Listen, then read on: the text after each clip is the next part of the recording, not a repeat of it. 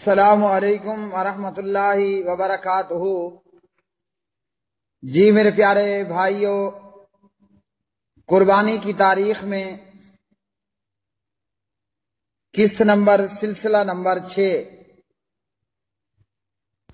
حضرت سمیہ رضی اللہ تعالی عنہا، حضرت عمار رضی اللہ تعالی عنہ کی والدہ محترمہ، ایک دن کفار مکہ نے سمیہ کو سخت دھوپ میں لٹا دیا۔ اسی حالت میں نبی صلی اللہ علیہ وسلم کا گزر ہوا۔ آپ صلی اللہ علیہ وسلم نے فرمایا، اصبروا یا آل یاسر فإن موعدکم الجنہ، اے آل یاسر صبر کرو، بے شک تمہارا ٹھکانہ جنت ہے۔ ابو جہل نے سمیہ کو نیزہ مار کر شہید کیا، اور اسلام میں سب سے پہلی شہادت کا شرف حاصل کرنے والی حضرت سمیہ رضی اللہ تعالی عنہا ہیں۔ اپنی جان قربان کر دی، جان کا نذرانہ، جان کی قربانی دے دی، مگر اسلام سے اور کلمہ شہادت سے ایک سطر ایک انچ پیچھے ہٹنا گوارا نہ کیا۔ اسی طرح نبی صلی اللہ علیہ وسلم کے عظیم المرتبت اور عظیم الشان صحابی حضرت حبیب بن زید انصاری رضی اللہ تعالی عنہ، نبی صلی اللہ علیہ وسلم نے حبیب بن زید کو مسلمہ کذاب کے پاس سفیر بنا کر بھیجا۔ مسلمہ کذاب نے حبیب سے پوچھا، محمد صلی اللہ علیہ وسلم کو کیا سمجھتے ہو؟ حبیب نے جواب دیا، وہ ہمارے سچے رسول اللہ ہیں، اللہ کے سچے رسول ہیں اور نبی برحق ہیں۔ مسلمہ کذاب نے پوچھا، میرے متعلق کیا کہتے ہو؟ یعنی میں بھی رسول ہوں، میری رسالت کی تم گواہی دیتے ہو؟ حبیب نے جواب دیا کہ میں بہرا ہوں، تمہاری بات میں نے سنی ہی نہیں۔ مسلمہ کذاب کو غصہ آیا اور جلاد کو حکم دیا، اس شخص کا جوڑ جوڑ کاٹتے جاؤ اور ہر ایک جوڑ پر میری رسالت کا اقرار کراؤ۔ اگر میری رسالت کی گواہی دے دے تو چھوڑ دو، اور اگر محمد صلی اللہ علیہ وسلم کے رسول ہونے کی گواہی دے تو اس کی بوٹی بوٹی بنا دو، ٹکڑے ٹکڑے کر دو۔ حبیب اپنے جسم کے ٹکڑے اللہ کی راہ میں قربان کرتا رہا، مگر زبان پر یہی کلمہ رہا، اشہد ان لا الہ الا اللہ واشہد ان محمدا رسول اللہ۔ جسم کے بے شمار ٹکڑے کروا لیے، اپنی جان کی قربانی دے دی، مگر کذاب اور جھوٹی نبوت کے مدعی مسلمہ کے حق میں گواہی نہ دی۔ جان دی ہوئی تو اسی کی تھی، حق تو یہ ہے کہ حق ادا نہ ہوا۔ اللہ نے جان دی تھی، اللہ کے راہ میں قربان کر دی۔ اسی طرح نبی صلی اللہ علیہ وسلم کی مشہور صحابیہ حضرت خنسہ رضی اللہ تعالی عنہا اپنی خوشی سے مسلمان ہوئی اور اپنی قوم کے ساتھ آ کر مدینے میں پہنچی، اسلام قبول کیا۔ حضرت عمر بن خطاب رضی اللہ تعالی عنہ کے دور میں، عمر کی خلافت کے زمانے میں جنگ قادسیہ کی لڑائی میں خنسہ اپنے چاروں بیٹوں سمیت شریک ہوئی۔ ان نوجوانوں کو، اپنے بیٹوں کو جنگ سے ایک دن قبل نصیحت کی اور جہاد فی سبیل اللہ میں شرکت کی ترغیب دی، اور کہنے لگی، اے میرے پیارے بیٹو، تم اپنی خوشی سے مسلمان ہوئے، اپنی مرضی سے ہجرت کی، ان کاموں کے لیے تم کو کسی نے مجبور نہیں کیا۔ اللہ کی قسم، تم جس طرح ایک ماں کے پیٹ سے پیدا ہوئے، اسی طرح تم سب کے سب ایک باپ کی اولاد ہو۔ نہ میں نے تمہارے باپ کی خیانت کی، نہ تمہارے ماموں کو بدنام کیا، نہ تمہاری شرافت میں کوئی دھبا لگایا، نہ تمہارے نسب کو خراب کیا۔ تمہیں یہ معلوم ہونا چاہیے آخرت باقی رہنے والی ہے، دنیا فنا ہونے والی ہے۔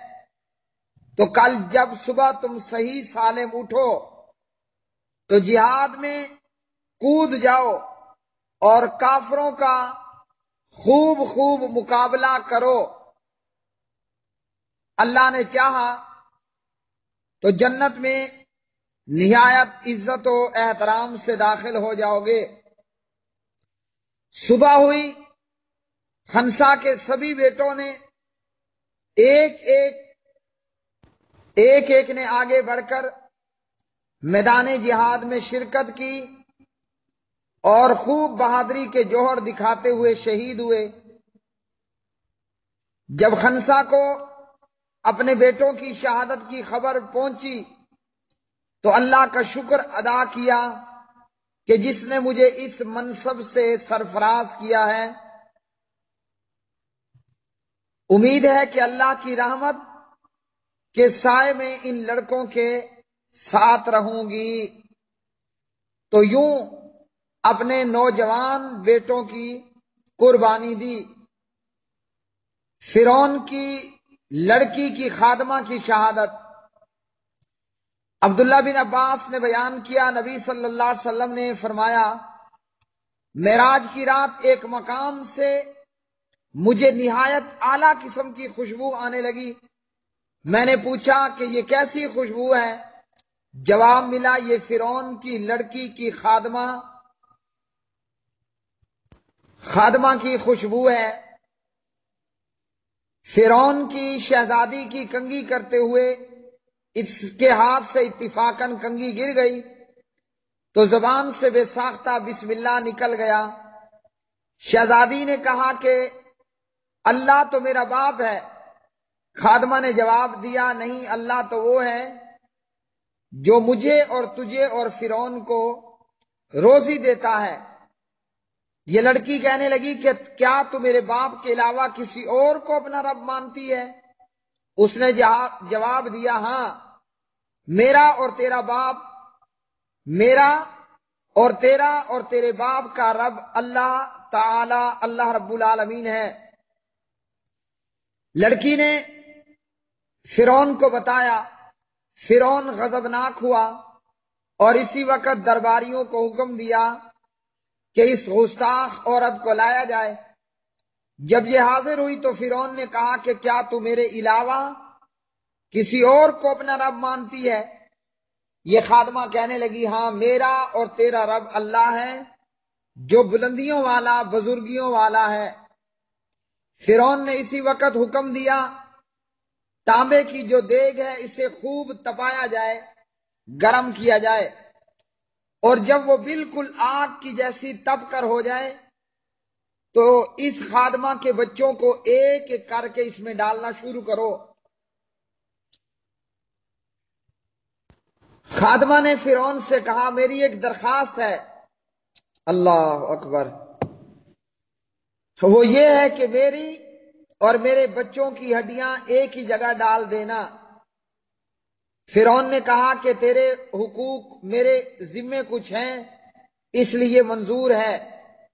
جب سب بچے اس تپتی ہوئی تانبے کی دیگ میں ڈال دیے گئے اور سب جل کر راکھ ہو گئے، سب سے چھوٹے بچے کی باری آئی جو ماں کی چھاتی سے لگا دودھ پی رہا تھا۔